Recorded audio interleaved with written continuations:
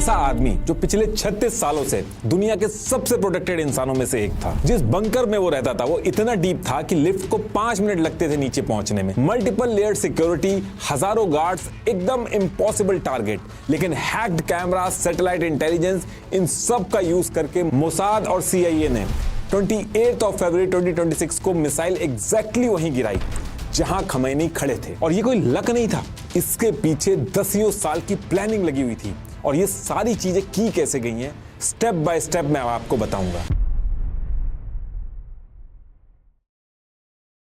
देखिए, ईरान के अंदर खमैनी के पावर में आने के बाद ईयर 2017 तक हो ये रहा था कि न्यूक्लियर प्रोग्राम को खत्म करने के लिए अगर इजराइल ईरान के साइंटिस्ट मार रहा था तो खमैनी नए साइंटिस्ट अपॉइंट कर ले रहे थे। इजराइल अगर जाके न्यूक्लियर साइट्स उड़ा रहा था तो खमैनी उस प्रोग्राम को दूसरी लोकेशन पे शिफ्ट कर ले रहे थे, जैसा कि हमने अपनी पहले की वीडियो में भी डिस्कस किया है। कुल मिला के एक डेडलॉक सिचुएशन बनी हुई थी जिसमें इजराइल जो कर रहा था उससे ईरान का जो न्यूक्लियर प्रोग्राम था वो स्लो तो हो रहा था लेकिन हमेशा के लिए खत्म नहीं हो पा रहा था, क्योंकि खमैनी और उनकी लीडरशिप उसको बार बार रीबिल्ड कर ले रही थी। और ये जो टाइम चल रहा था, इस पर्टिकुलर टाइम तक इजराइल के एजेंडा के अंदर खमैनी को मारना इनका एम नहीं था, न्यूक्लियर प्रोग्राम को खत्म करना इनका एम था। लेकिन इसके एक साल बाद 31 जनवरी 2018 को एक ऐसी चीज होती है जो कि इजराइल की सारी स्ट्रेटेजी में एक बहुत बड़ा शिफ्ट लेके आ जाती है। होता क्या है कि तेहरान के शिरोबाद के एक वेयर हाउस के अंदर ईरान ने छुपा के न्यूक्लियर प्रोग्राम के जितने भी ओरिजिनल डॉक्यूमेंट थे, डिस्क थे, उनको सीक्रेटली रख रखा था। और सेम डे मोसाद वहां पे पहुंच के ब्लो टॉर्च से जो लोहे के सेफ वगैरह थे इनको काट के करीब आधा टन डॉक्यूमेंट्स और डिस्क ट्रक में चुरा के इजराइल ले आती है। अब मोसाद ने जो डॉक्यूमेंट हाइस्ट की, इससे इजराइल को एक रियलिटी चेक मिला। इन डॉक्यूमेंट्स के अंदर इजराइल को बहुत सारी चीजें पता चली। ईरान की ऐसी सीक्रेट अंडरग्राउंड लोकेशन के बारे में पता चला जिनके बारे में इजराइल को हवा तक नहीं थी, सैटेलाइट से भी नहीं दिखती थी। मोसाद के इतने सारे सीक्रेट एजेंट ईरान के अंदर होने के बाद भी खमेनेई और उनकी चुनिंदा लीडरशिप के ऑर्डर पे बहुत ही सीक्रेटली ये सारी चीजें चल रही थी। तो अभी तक तो इजराइल का एक ही फोकस था कि ईरान के न्यूक्लियर प्रोग्राम को खत्म करना था। लेकिन ये जो इंसिडेंट हुआ और जो चीजें यहां से बाहर आई, इसके बाद इजरायली वॉर कैबिनेट को रियलाइज हुआ कि ये बार बार न्यूक्लियर साइट्स पे बॉम्ब गिराने से परमानेंट सॉल्यूशन नहीं मिलेगा। जब तक खमेनेई और उसकी कोर टीम इंटैक्ट है, ये न्यूक्लियर रीबिल्ड करते रहेंगे। और यहीं से खमेनेई को एलिमिनेट करने का फेज शुरू होता है। लेकिन बात यहां पे ये थी कि खमेनेई कोई आम आदमी नहीं था कि इजराइल ने आज फैसला लिया और कल जाके खमेनेई को मार दिया। खमेनेई एक आदमी नहीं था बल्कि पूरी कंट्री का एक सिंबल था। खमेनेई को ऐसे ही अगर कोई मार देता तो ये बहुत बड़ा ट्रिगर बन जाता और फिर इसके बाद चीजें एक इंसान को मारने तक लिमिटेड नहीं रहती बल्कि फुल स्केल वॉर में कन्वर्ट हो जाती। इजराइल के सामने इंटरनेशनल लॉ का इशू खड़ा हो जाता, पूरी दुनिया से पॉलिटिकल बैकलैश आता। तो बिना यूएस को साथ लिए और दुनिया में एक पॉलिटिकल ग्राउंड तैयार किए बिना इजराइल खमेनेई को मारने का रिस्क नहीं ले सकता था। अब जब ये चीज थी तो यहां से इजराइल ने अपने प्लान में एक स्ट्रेटेजिक डिले लिया कि अगर खमेनेई को मारना है तो उसके लिए सही टाइम और कंप्लीट इंटेलिजेंस प्रिपरेशन से ये काम करना होगा। दो चीजें साइमल्टेनियसली स्टार्ट की। सबसे पहले ग्राउंड प्रिपरेशन स्टार्ट की ताकि जब खमेनेई पे स्ट्राइक करने का टाइम आए तो इजराइल के पास real time location, movement patterns, bunker access, security protocols, पूरा का पूरा ब्लूप्रिंट रेडी हो। दूसरा, इन्होंने डिप्लोमेटिक प्रिपरेशन भी सेम टाइम पे की ताकि जब ये खमेनेई को एलिमिनेट करें तो यूएस इनके साथ खड़ा हो और इंटरनेशनल प्रेशर ना आए। फ्रेश इंटेलिजेंस इकट्ठी करना, ईरान की जो न्यूक्लियर रिकंस्ट्रक्शन के एविडेंस है उनको इकट्ठा करके दुनिया के सामने प्रेजेंट करके परसेप्शन चेंज करना, इन सारी चीजों पे भी काम स्टार्ट किया गया। अब देखिए, खमेनेई जो थे ये ईरान के अंदर जो तेहरान है उसके अंदर पेस्चर स्ट्रीट कंपाउंड जो था वहां पे रहते थे। और इसके साथ साथ इस कंपाउंड के करीब 16 किलोमीटर दूर एक लाविजान एरिया था, तो जरूरत पड़ने पे इस बंकर में जाते थे। तो बेसिकली ये जो पेस्चर स्ट्रीट कंपाउंड था और लाविजान वाला जो एरिया था, इसके अंदर अपना इंटेलिजेंस इंफ्रास्ट्रक्चर रेडी करना इजराइल का बहुत ही इंपॉर्टेंट था क्योंकि यहीं पे खमेनेई मिलते। तो इजराइल मिलिट्री इंटेलिजेंस की जो स्पेशल टीम्स थी जैसे यूनिट 8200 और यूनिट 9900 और मोसाद के ह्यूमन इंटेलिजेंस ऑपरेटिव, इन सब की प्रायोरिटी अगले कई सालों के लिए अब पेस्चर स्ट्रीट कंपाउंड वाला जो एरिया था वहां पे शिफ्ट हो गई। अब ये जो पेस्चर स्ट्रीट कंपाउंड है दुनिया के सबसे हेवीली गार्डेड एरिया में से एक है। अपने लोगों को घुसा के खमेनेई के इनर सर्कल को पेनिट्रेट करना इतना आसान नहीं था। इजरायली इंटेलिजेंस ने इस पेस्चर स्ट्रीट कंपाउंड का ब्लूप्रिंट स्टडी करना स्टार्ट किया। अब यहां से आपका क्वेश्चन होगा कि ये जो पेस्चर स्ट्रीट कंपाउंड है जो बार बार मैं नाम ले रहा हूं, ये एरिया एक्चुअली है क्या? तो देखिए, इस कंपाउंड के बारे में भी एक बार आपको बता देता हूं क्योंकि इसको समझे बिना खमेनेई को किस तरीके से मारा गया वो समझना बड़ा मुश्किल होगा। तो तेहरान के अंदर एक पेस्चर स्ट्रीट रोड है और इस रोड के बगल में ही 30 एकड़ का 620 मीटर चौड़ा और 770 मीटर लंबा एक एरिया है। इसी एरिया को पेस्चर स्ट्रीट कंपाउंड या फिर कभी कभी मोताहारी कॉम्प्लेक्स भी बोलते हैं। और इस कंपाउंड के अंदर अगर आप ये यहां पे देखोगे तो ये जो बैत ए रहबरी है यहाँ पे खमेनेई का घर और ऑफिस है। कई बार न्यूज में इसको हाउस ऑफ लीडरशिप भी बोलते हैं। और खमेनेई के इस बैत ए रहबरी कंपाउंड के अंदर ही एक इमाम खोमेनी हुसैनिया नाम से एक एरिया है जहां पे खमेनी पब्लिक से मिलते हैं। और इसके बगल में अगर आप ये देखोगे तो इधर ईरानियन प्रेसिडेंट का ऑफिस है, supreme national security council, Khamenei के जो बेटे मुज्तबा खमेनी हैं, इनका भी ऑफिस यहीं पे ही है। और इस कंपाउंड से थोड़ी दूर पे इस तरफ आप देखोगे तो supreme court, ministry of intelligence का हेडक्वार्टर, IRGC हेडक्वार्टर, ऐसे 50 से भी ज्यादा टॉप ईरानी गवर्नमेंट के ऑफिसेस हैं। तो इससे आप आइडिया लगा सकते हैं कि कितनी इंपॉर्टेंट और सिक्योर जगह होगी ये। इस पूरे कंपाउंड को 3 लेयर में सिक्योर किया गया था। जो सबसे अंदर 3rd लेयर है वो खमेनी के घर और ऑफिस बैत ए रहबरी के 500 मीटर के रेडियस पे एक्टिव रहती है। वली ए अमर के जो गार्ड हैं वो इसको सिक्योर करते हैं। डायरेक्टली ये लोग खमेनी को रिपोर्ट करते हैं, किसी और को नहीं करते। इसके बाद जो 2nd लेयर है वो 350 मीटर के रेडियस तक एक्टिव रहती है। ऐसे ही 1st लेयर जो है वो कंपाउंड में जो इंडिविजुअल बिल्डिंग्स है उनको सिक्योर करती है। ईरान की जो सबसे केपेबल और भरोसेमंद जो सिक्योरिटी फोर्सेज है वो यहाँ पे सिक्योरिटी देखती हैं, जैसे अंसार अल महदी, रैपिड रिएक्शन यूनिट, नबी अकरम, अल जहरा। ये सारी सिक्योरिटी मिलकर इस कंपाउंड के चप्पे चप्पे पे एक्टिव रहती हैं। और इस पूरे कंपाउंड के अंदर rotating cameras, frequency detection devices, mobile phone jammers, rockets और ड्रोन को रोकने के लिए लोहे के जाल और सारा सिक्योरिटी सिस्टम से लैस है ये पूरा एरिया। अब ये जो मैंने बताया ये तो पैस्चर स्ट्रीट कंपाउंड के ऊपर वाले सरफेस की बात हो गई। पैस्चर स्ट्रीट कंपाउंड 2 पार्ट में है, एक जमीन के ऊपर है और दूसरा जमीन के नीचे भी है। इस कंपाउंड के नीचे एक बहुत गहरा बंकर है और ये इतना गहरा है कि इस बंकर में नीचे पहुंचने के लिए 5 मिनट लगते हैं। और Khamenei most of the time इसी बंकर में रहते हैं, बस कभी कभी दिन के टाइम पे घर के ऊपर वाले एरिया में आते हैं। और ऐसा नहीं है कि बस एक छोटी सी जगह पे बंकर बन गया है, ये बंकर पूरे तेहरान के नीचे नीचे जुड़ा है और 5 किलोमीटर के एरिया में टनल नेटवर्क के थ्रू फैला हुआ है और जितने भी इंपॉर्टेंट प्लेसेस होते हैं वहां से कनेक्ट करता है। खमेनी नीचे ही मूव कर करके कहीं भी उनको जाना है तो वहां पहुंच सकते हैं। 8 से ज्यादा एंट्री और एग्जिट गेट है जहां से नीचे नीचे ही खमेनी निकल सकते हैं। ये जो मैप पे आप रेड लाइन देख रहे हैं ये पूरा अंदर का रूट है जहां पे एंट्री एग्जिट पॉइंट्स हैं। और ये जो 8 एंट्री एग्जिट गेट्स हैं ये सरफेस के ऊपर इंपॉर्टेंट बिल्डिंग्स में जाके खुलते हैं। जैसे 2 गेट्स मल्टी स्टोरी पार्किंग में ओपन होते हैं, एक गेट साहब अल जमान स्कूल के पास ओपन होता है, दूसरा गेट वैक्सीनेशन सेंटर के पास, ऐसे ही एक गेट बच्चों के फुटबॉल ट्रेनिंग स्कूल के पास और एक गेट तौहीद मॉस्क और खुद खुदाई स्कूल के नीचे खुलता है। और जो मेन एरिया जहां पे खमेनी की कमांड पोस्ट वगैरह थी वो एक हॉस्पिटल है, शाहीद सूर्यदेई मेडिकल सेंटर, उसके जस्ट नीचे था। तो ये सारी चीजें बताने का मतलब ये है कि जानबूझ के इन एंट्री एग्जिट को मस्जिद, स्कूल, हॉस्पिटल्स यहां पे रखा गया था ताकि हमले से बचा जा सके और नीचे नीचे मूवमेंट की जा सके। तो अब जब ये इतना इंपॉर्टेंट एरिया है और खमेनी भी यहीं पे है, पूरा का पूरा पावर सेंटर यहीं पे है,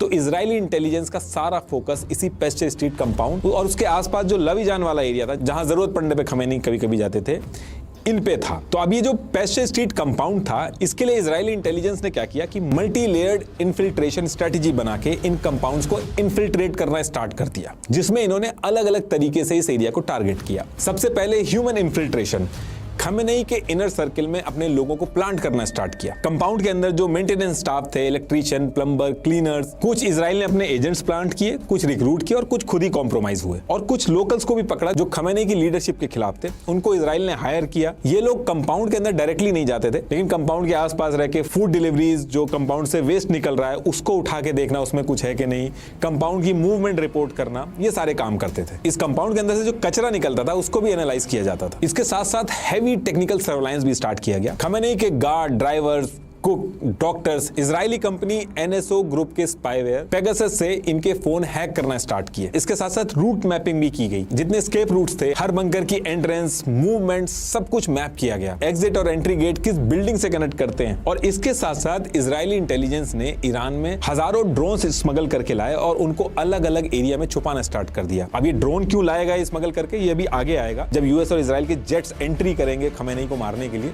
तब ये वाला पार्ट आएगा। तो ये सारी चीजों की प्रिपरेशन चल रही थी और जब ये सारी चीजें चल रही थी तो इसी टाइम पे इजरायली इंटेलिजेंस के हाथ बहुत इंपॉर्टेंट चीज हाथ लगती है जो सबसे बड़ी गेम चेंजर निकलती है।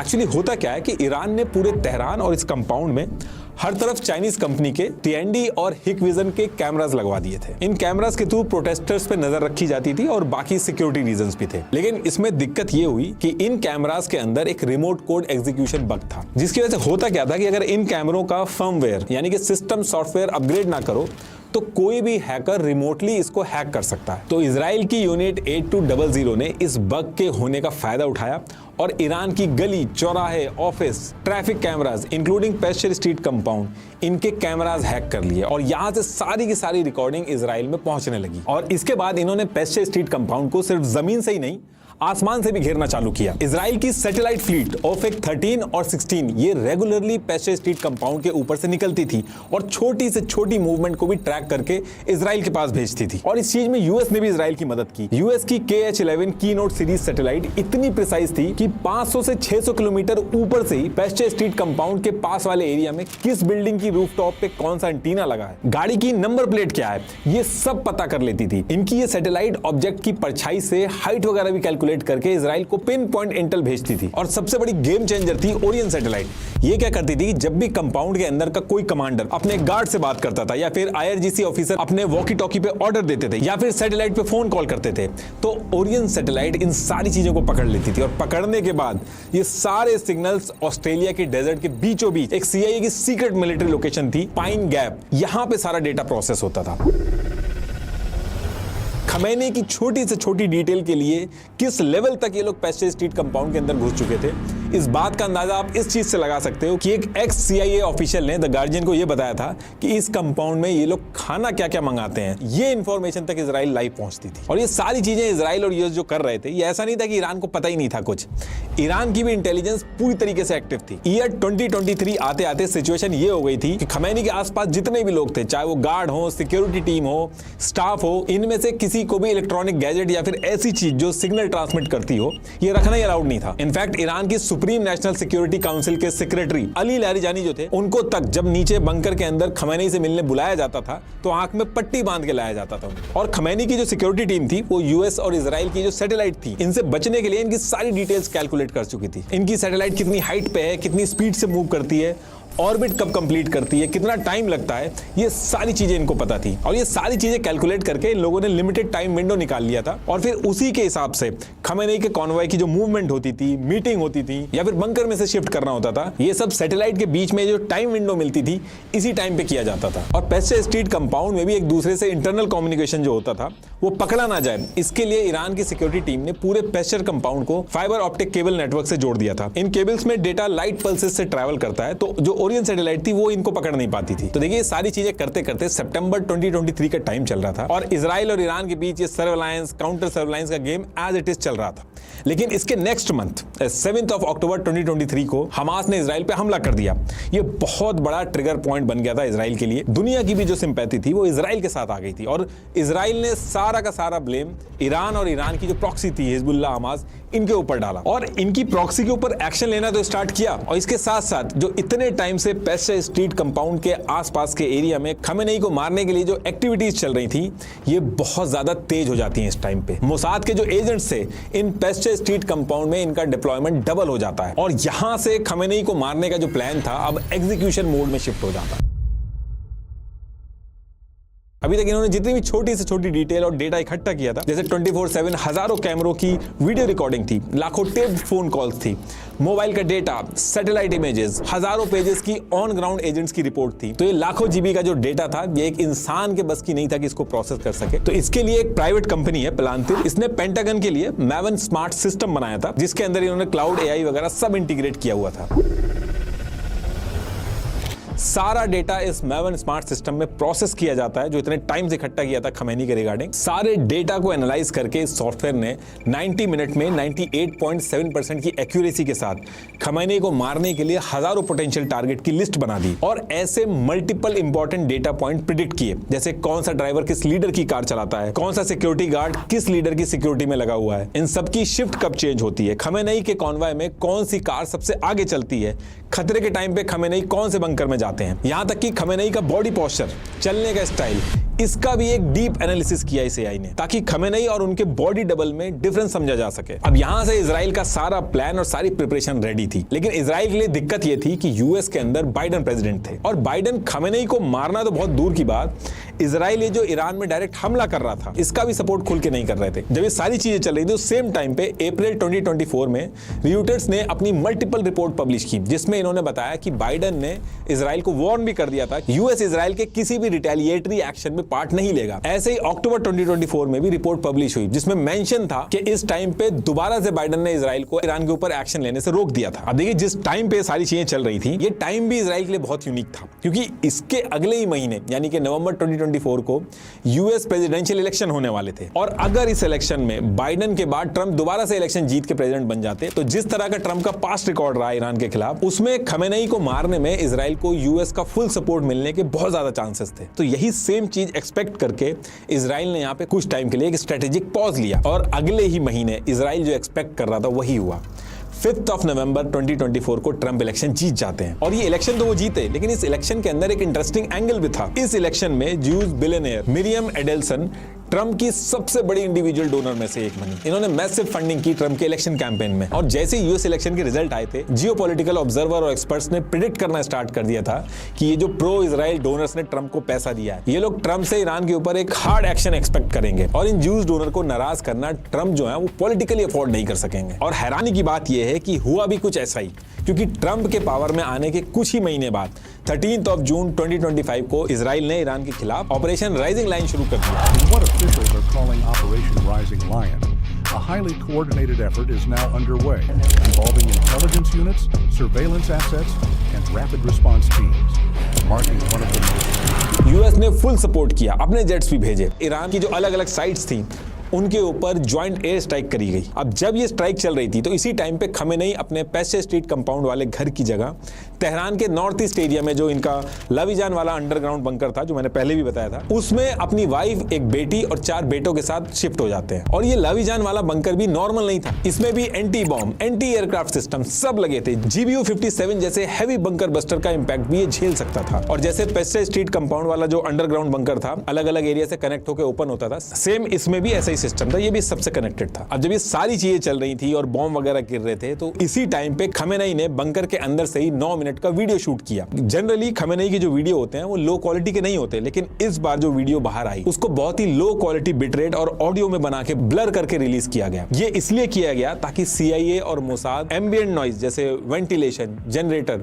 इन सबको एनालाइज करके बंकर की डेप्थ या फिर यूज होने वाली मशीन का आइडिया लगा के कहीं अटैक ना कर दें। लेकिन ये जो सारी प्रिकॉशन ईरान ने ली थी उसके बाद भी इजराइल की प्रिपरेशन इस लेवल की थी कि इजराइल को एग्जैक्टली पता था कि खमेनेई कहां है। इजराइल की तैयारी ऐसी थी कि इजराइल जब चाहता खमेनेई पे हमला कर सकता था। इनफैक्ट इसी टाइम पे मल्टीपल रिपोर्ट पब्लिश भी हुई कि इजराइल ने ट्रंप को कन्विंस करने का भी ट्राई किया कि जिस समय हम लोग अटैक कर रहे हैं इसी टाइम पे खमेनेई को भी मार देना चाहिए, हर चीज का सॉल्यूशन मिल जाएगा। लेकिन रिपोर्ट के हिसाब से ट्रंप ने इस टाइम पे मना कर दिया। अब ट्रंप ने मना तो कर दिया, लेकिन सेम टाइम पे यानी कि 17 जून 2025 को ट्रंप ने ट्रुथ सोशल मीडिया प्लेटफॉर्म पे तुरंत जाके पोस्ट कर दिया।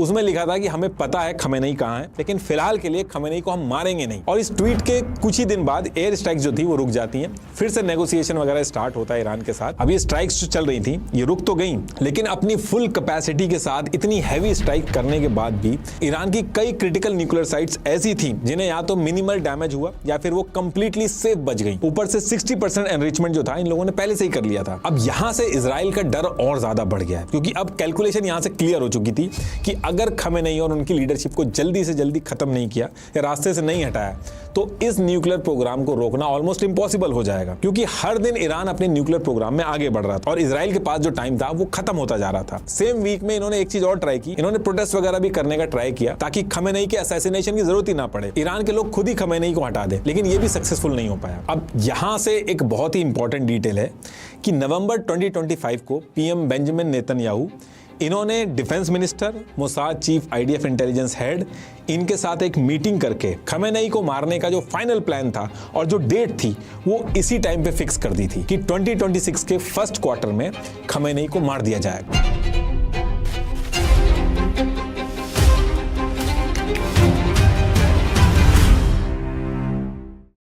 और ये जो चीज मैं बता रहा हूं इजराइल के डिफेंस मिनिस्टर इजराइल कार्स ने असैसिनेशन के बाद रिवील भी करी थी। अब देखिए ये वो टाइम था जहां से सारी चीजें फिक्स हो चुकी थी, ट्रंप भी इजराइल के सपोर्ट में थे, सब कुछ फिक्स था। इतने सालों से इजराइल ने खमेनेई के लिए प्लान बना ही रखा था, सारी इंटेलिजेंस इजराइल के पास ऑलरेडी थी, पैसे स्ट्रीट कंपाउंड जो था उसका चप्पा चप्पा इजराइल को पता था। लेकिन दिक्कत ये थी कि एक्चुअल एयर स्ट्राइक करने के लिए भी लाइव और रियल टाइम इंटेलिजेंस पता होनी चाहिए, मिनट बाय मिनट पता होना चाहिए कि स्ट्राइक के टाइम पे खमेनेई एक्चुअल में कहां पे होंगे, किस डायरेक्शन में मूव कर रहे होंगे। मान मान लो 30 की 30 एयर स्ट्राइक जो है वो बिल्डिंग ए की जगह बिल्डिंग बी पे गिरा दी और उसी टाइम पे खमेनी बिल्डिंग सी में चले जा, तो पूरा का पूरा मिशन जो है वो फेल हो जाएगा और दोबारा मौका नहीं मिलेगा। ये भी हो सकता है कि खमेनी दोबारा बंकर से निकले भी ना। तो सारा कुछ फिक्स होने के बाद भी इजराइल के सामने ये चैलेंज था और इसके लिए भी एआई का यूज करके खमेनी का पैटर्न ऑफ लाइफ निकाला गया। देखिए, हर इंसान एक प्रेडिक्टेबल पैटर्न फॉलो करता है। जैसे खमेनी के ड्राइवर मॉर्निंग में 6:45 पे ही घर से निकलता है, फिर लेफ्ट में टर्न लेता है। ऐसे सिक्योरिटी चीफ ट्यूसडे को अपने भाई से मिलते हैं। खमेनी का कॉन्वॉय अगर रूट ए लेता है तो उस केस में बैकअप टीम रूट सी पे वेट करती है।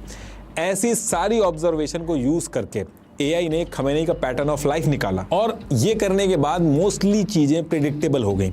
इसके साथ साथ ग्राउंड पे भी खमेनी के इनर सर्कल में बहुत बड़ी बड़ी पोजीशन पे इजराइल के एजेंट जो थे वो ऑलरेडी घुस चुके थे, जो कि एक्चुअल में कंफर्म करते थे कि जो पैटर्न है वो फॉलो हो भी रहा है कि नहीं। अब ये सारी चीजें करने के बाद 23 फरवरी 2026 को इजराइल को एक ऐसी इंपॉर्टेंट इंटेल मिलती है जिसके लिए ये सालों से काम कर रहे थे। इनको एक कंफर्म इंफॉर्मेशन मिलती है कि 28 फरवरी 2026 को रात में खमेनी अपने 40 टॉप ऑफिसर्स के साथ पैस्चर स्ट्रीट कंपाउंड के बेट ए रेवरी में एक हाई लेवल मीटिंग करने वाले हैं। और ये एक गोल्डन अपॉर्चुनिटी थी इजराइल के लिए, क्योंकि सिर्फ खमेनी ही नहीं, खमेनी की जो पूरी लीडरशिप थी एक साथ एक जगह एक टाइम पे इकट्ठा होने वाली थी। और अभी तक जो इंटेल मिला था उसमें यह कंफर्म नहीं हुआ था कि मीटिंग जो है वो पैस्चर स्ट्रीट कंपाउंड के ऊपर वाले एरिया में होगी या फिर नीचे बंकर में होगी, लेकिन इजराइल एजेंसीज को लग रहा था कि बंकर में ही होगी क्योंकि खमेनी सबसे सेफ वहीं पे थे। तो इसी के हिसाब से इन्होंने प्रिपरेशन स्टार्ट कर दी। 23 फरवरी को इंटेल मिली थी और इसके 4 दिन बाद 27 फरवरी 2026 को 2 और बड़े इंटेल मिलते हैं और ये ऐसा इंटेल था जिससे इजराइल का सारा काम आसान हो गया। पहला ये था कि नेक्स्ट डे यानी कि 28 फरवरी खमेनी जो मीटिंग करने वाले हैं वो बंकर में नहीं होगी बल्कि पैस्चर स्ट्रीट कंपाउंड के ऊपर वाले एरिया में होगी। दूसरा, जो रात का टाइम फिक्स हुआ था उसको चेंज करके मॉर्निंग का टाइम कर दिया गया था। अब जब ये चीज पता चलती है यानी कि 27 फरवरी 2026 को 3:38 PM EST पे इजराइल यूएस के साथ ये सारी डिटेल शेयर करता है और ये सारी डिटेल पता होने के बाद ट्रम्प खमेनी को एलिमिनेट करने का अप्रूवल दे देते हैं। अब अप्रूवल होने के बाद बहुत ही कम टाइम बचा था हमला होने में। यूएस और इजराइल की टीम प्रिपरेशन स्टार्ट कर देती है। प्लान इन्होंने ये बनाया था कि सबसे पहले ये लोग पैस्चर स्ट्रीट कंपाउंड में जाके खमेनी और इनकी सारी लीडरशिप को एक झटके में खत्म कर देंगे, क्योंकि अगर थोड़ा सा भी किसी और चीज में ये लोग इन्वॉल्व हुए तो खमेनी को पता चल सकता था और खमेनी वापस बंकर में चले जाते तो इनके लिए बहुत दिक्कत हो जाती। तो इसीलिए खमेनी के असैसिनेशन के बाद ही ईरान की जो बाकी लोकेशन थी उनको टारगेट करने का डिसाइड किया गया। तो सारी चीजें फिक्स होने के बाद 28 फरवरी 2026 को मॉडर्न हिस्ट्री की सबसे बड़ी ज्वाइंट एयर स्ट्राइक होने वाली थी।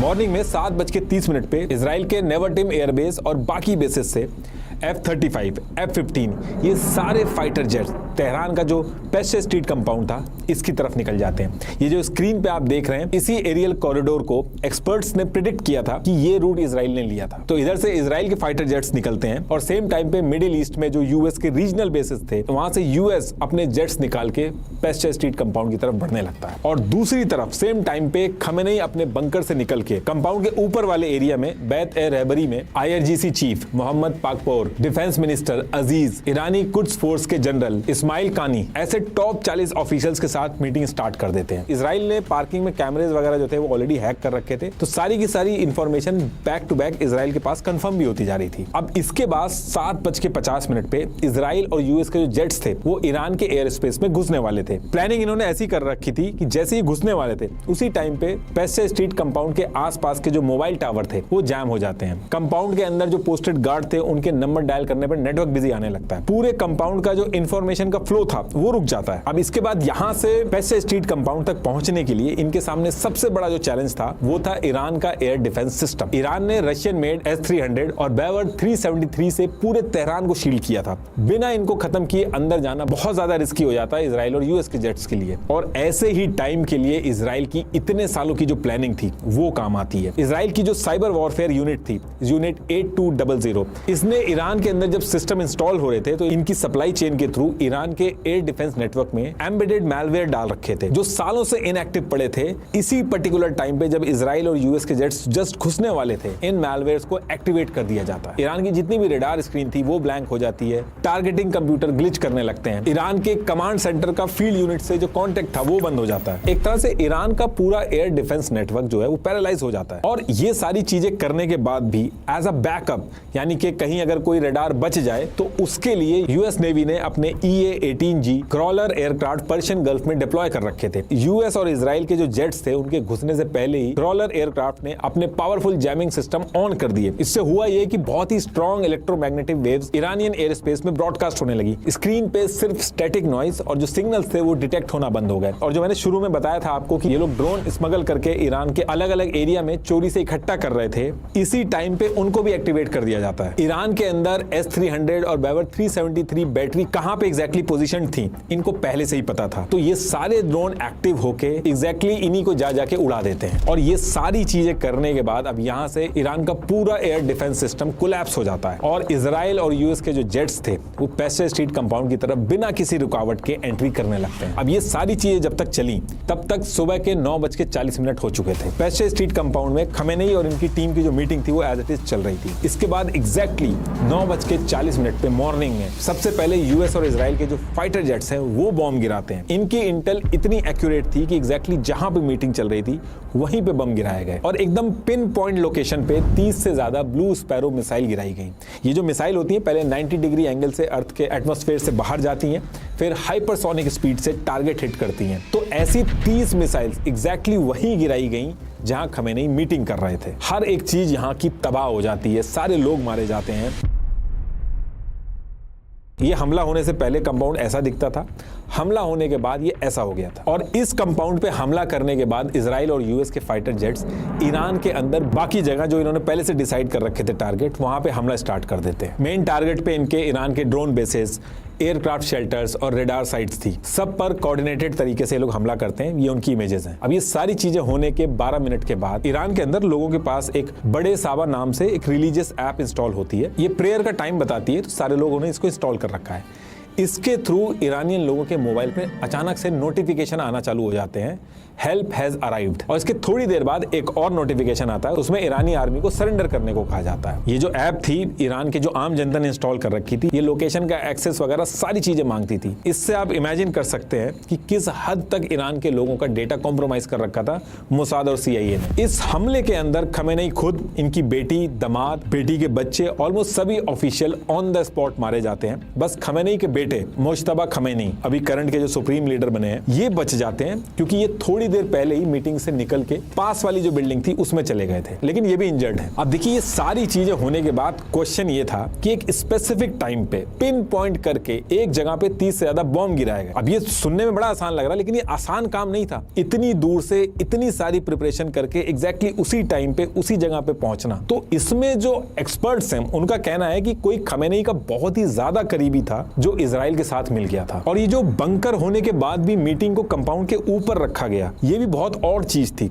इस पे भी क्वेश्चन उठ रहे हैं कि सच में खमेनी ने खुद कंपाउंड के ऊपर मीटिंग रखी थी या इसके लिए भी इजराइल ने किसी को प्लांट करके ऊपर मीटिंग करवाई। खमेनी ये जो मीटिंग कर रहे थे, इस मीटिंग में एक आदमी था, ईरानी कुड्स फोर्स जनरल इस्माइल कानी। इनका यह है कि इससे पहले भी जहां जहां गए हैं वहां पे ऐसे ही हमले हुए हैं। हर बार हमले में सेम चीज होती है, अकेले बचते हैं। ऐसे 9 बार पहले भी इसी तरीके के हमले में ये बचे हैं। इनके ऊपर ये भी एलिगेशन लगता है कि मोसाद से मिले, लेकिन इसमें सबसे सरप्राइजिंग बात ये हुई थी कि जब ये चीजें चल रही थी कि ये मोसाद से मिले हुए हैं, तो मोसाद खुद ट्विटर पे ट्वीट करके इस चीज का क्लैरिफिकेशन दे रहा था कि ये हमारे एजेंट नहीं। फिलहाल ये जब हमला पूरा हुआ, इस हमले के बाद इस्माइल कानी को ईरान की जो एजेंसीज हैं उन्होंने अरेस्ट कर लिया है। और ये जब सारा हमला हो गया तो खमेनेई के फ्यूनरल के टाइम और डेट को भी बार बार चेंज करना पड़ा। मजबूरी में इनकी बॉडी को डीप फ्रीज में रखा गया, क्योंकि ट्रंप का भरोसा नहीं था कहीं पता चले कि खमेनेई के सपोर्टर इनके फ्यूनरल्स में इकट्ठा हों और ट्रंप कहीं उसी फ्यूनरल की गैदरिंग में ही बॉम्ब गिरवा दे।